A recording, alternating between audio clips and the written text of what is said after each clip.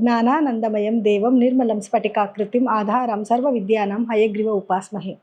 ನನ್ನ ಸಮಸ್ತ ಆರಾಧ್ಯಂ ಚಾನಲ್ ವೀಕ್ಷಕರೆಲ್ಲರಿಗೂ ಕೂಡ ವಿಭಾ ಶೆಟ್ಟಿ ಮಾಡುವ ನಮಸ್ಕಾರಗಳು. ಈ ದಿನದ ವಿಶೇಷವಾದ ಕಾರ್ಯಕ್ರಮಕ್ಕೆ ತಮಗೆಲ್ಲರಿಗೂ ಸ್ವಾಗತ.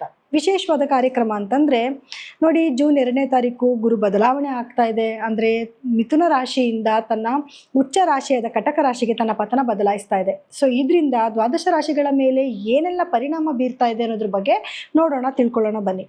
ಮೊದಲನೇದಾಗಿ ನಾವು ಯಾವ ದಿನ ಚೇಂಜ್ ಆಗ್ತಿದೆ, ಯಾವ ಸಮಯದಲ್ಲಿ ಅಂತ ನೋಡಕ್ಕೆ ಬಂದಾಗ, ಜೂನ್ 2ನೇ ತಾರೀಕು ಬೆಳಗಿನ ಜಾವ 2:26 ತನ್ನ ಪತನ ಬದಲಾಯಿಸಿದಾನೆ. ಅಂದರೆ ಮಿಥುನ ರಾಶಿಯಿಂದ ಕಟಕ ರಾಶಿಗೆ ತನ್ನ ಪತನ ಬದಲಾಯಿಸ್ತಾ ಇದ್ದಾನೆ. ಮೊದಲೇ ಹೇಳಿದಾಗೆ ಕಟಕ ರಾಶಿ ಅನ್ನೋದು ಜಲತತ್ವದ ರಾಶಿಯಾಗಿದೆ ಮತ್ತು ಗುರುಗೆ ತನ್ನ ಉಚ್ಚ ಸ್ಥಾನ ಕೂಡ ಆಗಿದೆ. ಸೊ ಇದರಿಂದ ನಮ್ಮ ಸುತ್ತಮುತ್ತಿನ ಒಂದು ಪರಿಸರದಲ್ಲಿ ಏನೆಲ್ಲ ಬದಲಾವಣೆನ ನಾವು ನೋಡ್ಬೋದು ಅಂತಂದರೆ ನೋಡಿ, ಜಲರಾಶಿ ಆಗಿರೋದ್ರಿಂದ ಮಳೆ ಬೆಳೆ ತುಂಬ ಚೆನ್ನಾಗಿ ಬರುತ್ತೆ. ರೈತರಿಗೆ ತುಂಬ ಉತ್ತಮವಾದ ಬೆಳೆನ ನೋಡುವಂಥದ್ದು ಅಥವಾ ಒಳ್ಳೆ ಇಳುವರಿನ ನೋಡುವಂಥ ಒಂದು ಸಮಯ ಆಗಿರುತ್ತೆ.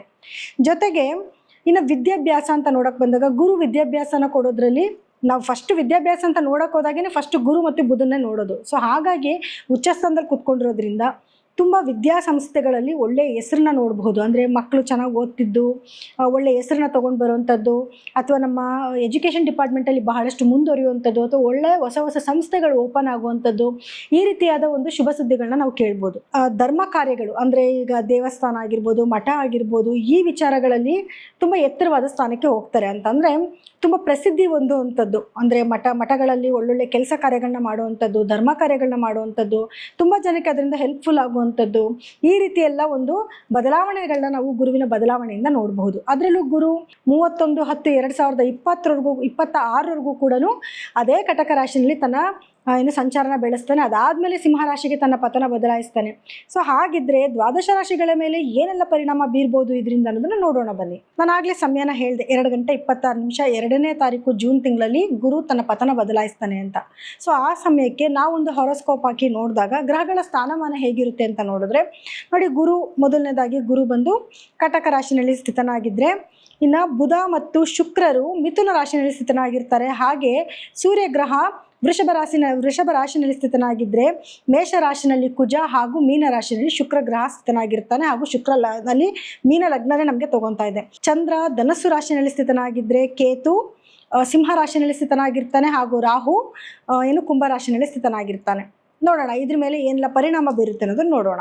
ಇನ್ನು ಮೀನ ರಾಶಿಯವರಿಗೆ ಗುರು ಬದಲಾವಣೆಯಿಂದ ಏನೆಲ್ಲ ಲಾಭಗಳನ್ನ ನೋಡ್ತಿದ್ದೀರಾ ಅಂತ ನೋಡಿದ್ರೆ ನೋಡಿ, ಇವಾಗ ನೀವು ಅನ್ಕೊತಿದ್ರಿ ಲಗ್ನದಲ್ಲಿ ಶನಿ ಇದ್ದಾನೆ, ನಮಗೆ 7.5 ಬಂದುಬಿಟ್ಟಿದೆ, ಕಷ್ಟಗಳಿದೆ ಅಂತ. ಖಂಡಿತವಾಗ್ಲೂ ಒಳ್ಳೆ ಸಮಯ ಬಂದು ತುಂಬ ದಿವಸ ಆಗಿದೆ, ಒಳಿತಿನ ಖಂಡಿತವಾಗ್ಲೂ ನೋಡ್ತಾ ಇದ್ದೀರಾ. ಇದ್ರ ಜೊತೆಗೆ ಗುರುವಿನ ಸಂಚಾರದಿಂದ ಇನ್ನೊಂದಷ್ಟು ಒಳಿತಿನ ನೋಡಬಹುದು. ಇಷ್ಟು ದಿವಸಗಳ ಕಾಲ ಗುರು 4ನೇ ಮನೆಯಲ್ಲಿದ್ದ, ಈಗ 5ನೇ ಮನೆಯಲ್ಲಿ ಗುರುವಿನ ಸಂಚಾರ ಇರೋದ್ರಿಂದ ನಿಮಗೆ ಖಂಡಿತವಾಗ್ಲೂ ಗುರುಬಲ ಬರುತ್ತೆ. 5ನೇ ಮನೇಲಿ ಗುರುವಿನ ಸಂಚಾರ ಇರೋದ್ರಿಂದ ಲಗ್ನಕ್ಕೆ ಗುರುವಿನ ದೃಷ್ಟಿ ಬೀಳ್ತಿದೆ, ನಿಮ್ಮ 9ನೇ ಮನೆಗೆ ಬೀಳ್ತಿದೆ, ಮತ್ತು ನಿಮ್ಮ 11ನೇ ಮನೆಗೂ ಕೂಡ ಗುರುವಿನ ದೃಷ್ಟಿ ಬೀಳ್ತಾ ಇದೆ. ಸೊ ಇದರಿಂದ ಗುರುಬಲ ಬಂದಿದೆ. ಯಾರೆಲ್ಲ ಮದುವೆ ಹುಡುಕಾಡ್ತಲ್ಲಿದ್ರಿ ಅವರೆಲ್ಲರಿಗೂ ಕೂಡ ನೋಡಿ, ಪ್ರತಿಯೊಬ್ಬ ಮನುಷ್ಯನಿಗೂ ಗುರುಬಲ ಶನಿಬಲ ಚೆನ್ನಾಗಿರಬೇಕು. ಶನಿ ಲಗ್ನದಲ್ಲಿದ್ದಾನೆ, ಗುರುಬಲ ಬಂದಿದೆ ನಿಮಗೆ. ಸೊ ಹಾಗಾಗಿ ಮದುವೆ ಹುಡುಕಾಡ್ತಲ್ಲಿರೋರಿಗೆ ತುಂಬ ಉತ್ತಮವಾದ ಸಮಯ. ಈ ಸಮಯದಲ್ಲಿ ಗಂಡು ಹೆಣ್ಣು ಹುಡ್ಕುವಂಥದ್ದು, ಮನೆಯಲ್ಲಿ ಮದುವೆ ಕಾರ್ಯಗಳು ಮಾಡುವಂಥದ್ದು, ಶುಭ ಕಾರ್ಯಗಳನ್ನ ಮಾಡುವಂಥದ್ದು, ಗೃಹ ಪ್ರವೇಶ ಆಗಿರ್ಬೋದು, ಅಥವಾ ಹೊಸ ಮನೆಗಳನ್ನ ತೊಗೊತಾ ಇದ್ದೀರಾ, ಅಥವಾ ಮನೆ ರಿನೋವೇಟ್ ಮಾಡಿಸುವಂಥದ್ದು, ಈ ರೀತಿ ಒಳ್ಳೊಳ್ಳೆ ಶುಭ ಕಾರ್ಯಗಳನ್ನ, ಹೋಮ ಹವನಗಳನ್ನ ಮಾಡಿಸೋದು ಎಲ್ಲದಕ್ಕೂ ಕೂಡ ಉತ್ತಮ ಸಮಯ, ಮಾಡಿಸ್ತೀರಾ ಕೂಡ. ಹಾಗೆ ಗುರುವಿನ ದೃಷ್ಟಿ 9ನೇ ಮನೆ ಅಂತ ಹೇಳಿದೆ. ಕೆಲವು ಅದೃಷ್ಟ ಬದಲಾಗುತ್ತೆ. ಅಂದರೆ ನಿಮಗೆ ಅದೃಷ್ಟಕರವಾದ ಕೆಲವು ವಿಚಾರಗಳು ಬರುವಂಥದ್ದು, ಹೊಸ ಕೆಲಸಗಳನ್ನ ಜಾಸ್ತಿ ಮಾಡುವಂಥದ್ದು ಎಲ್ಲನೂ ಕೂಡ ಒಂದು ಉತ್ತಮ ರೀತಿಯಲ್ಲಿ ಬದಲಾವಣೆ ಆಗ್ತಾ ಹೋಗ್ತಾ ಇರುತ್ತೆ. ನೀವು ಏನು ಯೋಚನೆಗಳನ್ನ ಮಾಡ್ತಿದ್ರಿ, ಸ್ವಲ್ಪ ಕಷ್ಟನ ಅನುಭವಿಸ್ತಾ ಇದ್ರಿ, ಆ ಕಷ್ಟಕ್ಕೂ ಕೂಡ ಒಂದು ತೆರೆ ಎಳೆಯುವಂಥ ಟೈಮ್ ಆಗಿರುತ್ತೆ. ತಂದೆಯಿಂದ ಲಾಭ, ತಂದೆ ಮನೆಯಿಂದ ಲಾಭ ಎಲ್ಲನೂ ಕೂಡ ನೀವು ನೋಡಬಹುದು. ಇನ್ನು ನಿಮಗೆ 11ನೇ ಮನೆಗೆ ಗುರುವಿನ ದೃಷ್ಟಿ ಬಂದಿರೋದ್ರಿಂದ ನೀವೇನು ಕಷ್ಟಪಟ್ಟು ಕೆಲಸ ಮಾಡ್ತಾ ಇದ್ದೀರ ಲಾಭನ ನೋಡುವಂಥ ಟೈಮ್ ಆಗಿರುತ್ತೆ. 11ನೇ ಮನೆ ಅನ್ನೋದು ಲಾಭಸ್ಥಾನ ಆಗಿರೋದ್ರಿಂದ, 11ನೇ ಮನೆಗೆ ಗುರು ದೃಷ್ಟಿ ಬೀಳ್ತಾ ಇರೋದ್ರಿಂದ ನೀವು ಪಟ್ಟಂಥ ಕಷ್ಟಕ್ಕೆ ನೀವು ನಿಮ್ಮ ಪರಿಶ್ರಮಕ್ಕೆ ತಕ್ಕ ಪ್ರತಿಫಲನ ನೋಡುವಂಥ ಒಂದು ಸಮಯ ಆಗಿರುತ್ತೆ. ಹಾಗಾಗಿ ಸ್ವಲ್ಪ ಕಷ್ಟಪಟ್ಟು ಕೆಲಸ ಮಾಡಿ ಖಂಡಿತವಾಗ್ಲೂ ಒಳಿತನ್ನ ನೋಡ್ಬೋದು, ಒಳ್ಳೆ ಲಾಭನ ನೋಡುವಂಥ ಟೈಮು. ಕೆಲಸನ ಜಾಸ್ತಿ ಮಾಡಿ ಅವಕಾಶ ಅವಕಾಶಗಳು ನಿಮ್ಮನ್ನು ಹುಡ್ಕೊಂಡು ಬಂದಾಗ ಅದನ್ನು ಏನಾಗುತ್ತೋ ಎತ್ತಾಗುತ್ತೋ ಅಂತ ಎದುರುಕೊಂಡು ಕೆಲಸನ ಬಿಡಬೇಡಿ. ಕೆಲಸ ಕಷ್ಟಪಟ್ಟು ಮಾಡಿ ಖಂಡಿತ ಫಲನ ನೀವು ನೋಡ್ತೀರಾ. ಯಾಕಂದರೆ ಗುರುಬಲ ಬಂದಿದೆ.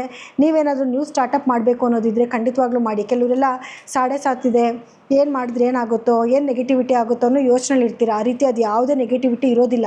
ಹಾಗಾಗಿ ಕೆಲಸ ಮಾಡಿ, ನೀವು ಸ್ಟಾರ್ಟಪ್ಗಳೇನಾದ್ರು ಮಾಡೋ ಐಡಿಯಾಗಳಿತ್ತು ಅಂದರೆ ಮಾಡಿ ಖಂಡಿತವಾಗ್ಲೂ ಯಶಸ್ಸನ್ನು ನೋಡ್ಕೋಬಹುದು. ಇನ್ನು ಗುರುವಿನ ವಿಚಾರ ಬಿಟ್ಟು ಬೇರೆ ಗ್ರಹಗಳ ಒಂದು ಸಂಚಾರ ಅಂತ ನೋಡೋಕ್ಕೆ ಬಂದಾಗ ಲಗ್ನದಲ್ಲಿ ಶನಿ ಸಂಚಾರ ಇದೆ. ಸ್ವಲ್ಪ ಬಾಡಿ ಪೇಯ್ನ್ ಬರುವಂಥದ್ದು, ಸ್ವಲ್ಪ ಸ್ಲೋ ಆಗಿರೋದೆಲ್ಲ ಆಗ್ತಿತ್ತಲ್ಲ, ಈಗ ಗುರುದೃಷ್ಟಿ ಬಿದ್ದಿರೋದ್ರಿಂದ ಅದಕ್ಕೆ ಪರಿಹಾರನೂ ಕೂಡ ಸಿಗ್ತಾ ಇರುತ್ತೆ. ಸ್ವಲ್ಪ ಚುರುಕಾಗ್ತೀರಾ, ಸ್ವಲ್ಪ ನಿಮ್ಮ ಮೇಲೆ ನಿಮಗೆ ದೈವ ಬಲ ಜಾಸ್ತಿ ಬಂತು ಅನ್ನೋ ರೀತಿಯಲ್ಲಿ ದೇವ್ರ ಕಡೆ ಗಮನ ಜಾಸ್ತಿ ಆಗೋದು. ಸ್ವಲ್ಪ ಇಲ್ಲಪ್ಪ ನಾನು ಟೈಮ್ ಟೇಬಲ್ ಹಾಕೋಬೇಕು, ಬೇಗ ಬೇಗ ಕೆಲಸ ಮಾಡಬೇಕು, ಏನೋ ಒಂದು ಮಾಡಬೇಕು ಅನ್ನೋಂಥ ಆಲೋಚನೆ ಕೂಡ ಬರುತ್ತೆ. ಯಾಕಂದರೆ ನಿಮಗೆ ಲಗ್ನಾಧಿಪತಿನೇ ಗುರು ಆಗಿ ಗುರುವಿನ ದೃಷ್ಟಿನೇ ಲಗ್ನದ ಮೇಲೆ ಅದು ಉಚ್ಚ ಸ್ಥಾನದಲ್ಲಿ ಕುತ್ಕೊಂಡು ದೃಷ್ಟಿ ಬಿಡ್ತಾ ಇದ್ದಾನೆ ಅಂತಂದಾಗ ಖಂಡಿತವಾಗ್ಲೂ ನಿಮ್ಮ ಜೀವನಕ್ಕೆ ಒಳಿತಂತೂ ಆಗೇ ಆಗುತ್ತೆ. ಇನ್ನು 2ನೇ ಮನೆಯಲ್ಲಿ ಕುಜನ ಸಂಚಾರ ಇರೋದ್ರಿಂದ ಭೂಮಿಯಿಂದ ಲಾಭ ಬರುತ್ತೆ. ಸ್ವಲ್ಪ ಸ್ಪೀಡಾಗಿ ಜಾಸ್ತಿ ಮಾತಾಡ್ಬಿಡ್ತೀರಾ, ಹೊರಟಾಗಿ ಮಾತಾಡ್ಬಿಡ್ತೀರಾ, ಅದೊಂದು ಚೂರು ಕಮ್ಮಿ ಮಾಡ್ಕೊಳ್ಳಿ. ಗುರುದೃಷ್ಟಿ ಇರೋದ್ರಿಂದ ಅದು ಆಟೋಮೆಟಿಕ್ಕಾಗಿ ಕಮ್ಮಿ ಆಗುತ್ತೆ. ಆದರೂ ಕೂಡ ಸಮ್ಟೈಮ್ಸ್ ಸ್ವಲ್ಪ ನೀವು ಯೋಚನೆ ಮಾಡಬೇಕು, ಏನು ಮಾತಾಡಲಿ ಏನು ಬಿಡಲಿ ಅಂತ. ಅದೊಂದೇ ನಿಮಗೆ ನೆಗೆಟಿವಿಟಿ ಅಂತ ಇರೋದು. ಇನ್ನು 3ನೇ ಮನೆ ಅಂತ ಬಂದಾಗ ಸೂರ್ಯನ ಸಂಚಾರ ಇದೆ. ಗೌರ್ಮೆಂಟಿಂದ ಏನಾದರೂ ಲಾಭಗಳಾಗುತ್ತೆ, ನಿಮ್ಮ ಸಿಬ್ಲಿಂಗ್ಸಿಂದ ಲಾಭಗಳಾಗುತ್ತೆ, ಸ್ನೇಹಿತರಿಂದ ಲಾಭಗಳಾಗುತ್ತೆ. ತುಂಬ ದಿವಸದಿಂದ ಏನೋ ಕೆಲಸಗಳಾಗಬೇಕು ಅಂತ ಒದ್ದಾಡ್ತಾ ಇರ್ತೀರ, ಅದೆಲ್ಲದರಲ್ಲೂ ಕೂಡ ನಿಮಗೆ ಲಾಭ ಬರ್ತಾ ಹೋಗ್ತಾ ಇರುತ್ತೆ. ಇನ್ನು 4ನೇ ಮನೆಯಲ್ಲಿ ಬುಧ ಮತ್ತು ಶುಕ್ರರ ಒಂದು ಸಂಚಾರ ನಡೀತಾ ಇದೆ. ಸೊ ಭೂಮಿಯಿಂದ ಲಾಭ ಬರುವಂಥದ್ದು, ತಾಯಿಗೆ ಒಂದು ಸ್ವಲ್ಪ ಏನೋ ಆರೋಗ್ಯದಲ್ಲಿ ಏನಾದರೂ ಏರುಪೇರಿತ್ತು ಅಂದರೆ ಇನ್ಮೇಲೆ ಒಳಿತಾಗುವಂಥದ್ದು, ಮತ್ತು ಒಂದು ಸ್ವಲ್ಪ ತಾಯಿ ಜೊತೆ ಬಾಂಡೇಜ್ ಜಾಸ್ತಿ ಆಗೋದು, ಪ್ರೀತಿ ಜಾಸ್ತಿ ಆಗುವಂಥದ್ದು, ಯಾವುದನ್ನ ಲಕ್ಸುರಿ ಕಾರ್ಗಳನ್ನ ತೊಗೊಳ್ಳುವಂಥದ್ದು, ಬುದ್ಧಿವಂತಿಕೆ ಉಪಯೋಗಿಸಿ ಏನು ಮಾಡಬೇಕು ಏನು ಮಾಡಬಾರ್ದು ಅಂತ ಆಲೋಚನೆ ಮಾಡುವಂಥದ್ದು. ಸುಖಸ್ಥಾನದಲ್ಲಿ ಶುಕ್ರ ಮತ್ತು ಬುಧ ಕೂತಿರೋದ್ರಿಂದ ಮನೆಯಲ್ಲಿ ಸುಖ ಸಂತೋಷ ಜಾಸ್ತಿ ಆಗುವಂಥದ್ದು. ಹೆಂಗೋ ಗುರುಬಲ ಬಂದಿದೆ ಅಲ್ವಾ. ಸೊ ಹಾಗಾಗಿ ಮನೆಯಲ್ಲಿ ವಾತಾವರಣವೂ ಕೂಡ ಚೆನ್ನಾಗಾಗುತ್ತೆ. ಗಂಡ ಹೆಂಡತಿ ಮಧ್ಯದಲ್ಲಿ ಒಬ್ಬರ ಮೇಲೆ ಒಬ್ಬರಿಗೆ ಗೌರವನೂ ಕೂಡ ಜಾಸ್ತಿ ಆಗುತ್ತೆ. ಇನ್ನು ಗುರುವಿನ ಸಂಚಾರದ ಬಗ್ಗೆ ನಾನು ಆಗಲೇ ಹೇಳಿದೆ. ಗುರು ನಿಮಗೆ 5ನೇ ಮನೆಗೆ ಬಂದಿದ್ದಾನೆ. ಮಕ್ಕಳಿಂದ ಲಾಭಗಳನ್ನ ನೋಡ್ಬೋದು, ಮಕ್ಕಳಿಂದ ಒಳಿತನ್ನು ನೋಡಬಹುದು. ಜೊತೆಗೆ ನಿಮಗೆ ಕೆಲವೊಂದು ನಿಮಗೆ ಪಿತ್ರಾರ್ಜಿತ ಆಸ್ತಿ ಏನಾದರೂ ಬರೋದಿತ್ತು ಅಂದರೆ ಆಸ್ತಿಗಳು ಬರುವಂಥದ್ದು, ಅಥವಾ ಅದಕ್ಕೆ ಸಂಬಂಧಪಟ್ಟಿದ್ದೇನಾದರೂ ಸಿಹಿ ಸುದ್ದಿಗಳನ್ನ ಕೇಳೋದು ಕೂಡ ಆಗುತ್ತೆ. ಆದರೆ 6ರಲ್ಲಿ ಕೇತು ಇರೋದ್ರಿಂದ ಸ್ವಲ್ಪ ಮೂಳೆಗೆ ಸಂಬಂಧಪಟ್ಟಿರುವಂಥದ್ದು ಸಮಸ್ಯೆಗಳು ಬರಬಹುದು, ಅಥವಾ ಡೆಂಟಲ್ ಪ್ರಾಬ್ಲಮ್ ಬರುವಂಥ ಚಾನ್ಸಸ್ ಕೂಡ ಇರುತ್ತೆ. ಅದ್ರ ಕಡೆ ಚೂರು ಗಮನ ಕೊಡಿ. ಆದರೆ ಕಾಂಪಿಟೇಟಿವ್ ಎಕ್ಸಾಮ್ಸ್ಗಳಲ್ಲಿ ವಿನ್ ಆಗ್ತೀರಾ. ಯಾರಾದರೂ ಮೆಡಿಕಲ್ ಲೈನಲ್ಲಿ ಎಕ್ಸಾಮ್ಸ್ನ ಬರೀಬೇಕು ಅಂತಂದರೆ ಅದರಲ್ಲಿ ಕೂಡ ವಿನ್ ಆಗ್ತಾರೆ ಮಕ್ಕಳು. ಸೊ ಅದೊಂದು ಒಳ್ಳೆ ಸಮಯ ಆಗಿರುತ್ತೆ. ಈ ಸಮಯನ ನೀವು ಸದುಪಯೋಗ ಪಡಿಸ್ಕೊಳ್ಳಿ. ಬ್ಯಾಂಕ್ಗಳಲ್ಲಿ ಲೋನ್ ಆಗುವಂಥದ್ದು, ಕೋರ್ಟ್ ಕೇಸ್ಗಳು ನಿಮ್ಮ ಕಡೆ ಆಗುವಂಥದ್ದು ಎಲ್ಲನೂ ಕೂಡ ಆಗ್ತಾ ಇರುತ್ತೆ. ನೆಗೆಟಿವ್ ಪಾರ್ಟ್ ಅಂದರೆ ನಿಮಗೆ ಮೂಳೆಗಳಿಗೆ ಸಂಬಂಧಪಟ್ಟ ಕೆಲವು ಸಮಸ್ಯೆ ಬರಬಹುದು, ಅಥವಾ ಏನಾದರೂ ಮೂಳೆಗಳಿಗೆ, ಯಾಕಂದರೆ ಕುಜ ಬೇರೆ 2ನೇ ಮನೆಯಲ್ಲಿರೋದ್ರಿಂದ ಸ್ವಲ್ಪ ವೆಹಿಕಲ್ ಜೋರಾಗಿ ಓಡಿಸೋದು, ಎಲ್ಲೋ ಬೀಳೋದು, ಮೂಳೆಗಳಿಗೆ ಪೆಟ್ಟಾಗುವಂಥ ಚಾನ್ಸಸ್ ಇರುತ್ತೆ. ಅದೊಂದು ಕಡೆ ಸ್ವಲ್ಪ ನೀವು ಗಮನ ಕೊಡಬೇಕಾಗತ್ತೆ. ಇನ್ನು ನಿಮಗೆ ಚಂದ್ರ ಬಂದು ನಿಮಗೆ 10ನೇ ಮನೇಲಿ ಸಂಚಾರ ಮಾಡ್ತಿದ್ದಾನೆ.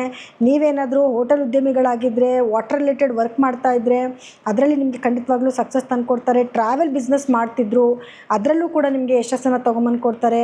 ನಿಮ್ಮ ಬಿಸ್ನೆಸ್ಸಲ್ಲಿ ಇನ್ಮೇಲೆ ಡೆವಲಪ್ಮೆಂಟ್ ಆಗ್ತಾ ಹೋಗ್ತಾ ಇರುತ್ತೆ. ಹಾಗಾಗಿ ಖಂಡಿತವಾಗ್ಲೂ ತುಂಬ ತುಂಬ ಉತ್ತಮವಾದ ಸಮಯ ಮೀನರಾಶಿಯವರಿಗೆ. ನೀವು 7.5 ಬಗ್ಗೆ ಯಾವುದೇ ಯೋಚನೆ ಮಾಡಬೇಡಿ. ಕೆಲಸದ ಅವಕಾಶ ನಿಮ್ಮನ್ನು ಹುಡ್ಕೊಂಡು ಬರುತ್ತೆ. ಕಷ್ಟಪಟ್ಟು ಕೆಲಸ ಮಾಡಿ ಖಂಡಿತವಾಗ್ಲೂ ಉತ್ತಮವಾದ ಲಾಭಗಳನ್ನ ನೋಡುವಂಥ ಒಂದು ಟೈಮ್ ಇದು. ವಿದ್ಯಾರ್ಥಿಗಳಿಗೂ ತುಂಬ ಉತ್ತಮವಾದ ಸಮಯ ಆಗಿರುತ್ತೆ, ಮತ್ತು ರೈತರಿಗೂ ಕೂಡ ತುಂಬ ಉತ್ತಮವಾದ ಸಮಯ ಆಗಿರುತ್ತೆ. ಯಾವುದೇ ರೀತಿಯಾದ ಆತಂಕ ಪಡುವಂಥ ಅವಶ್ಯಕತೆ ಇಲ್ಲ.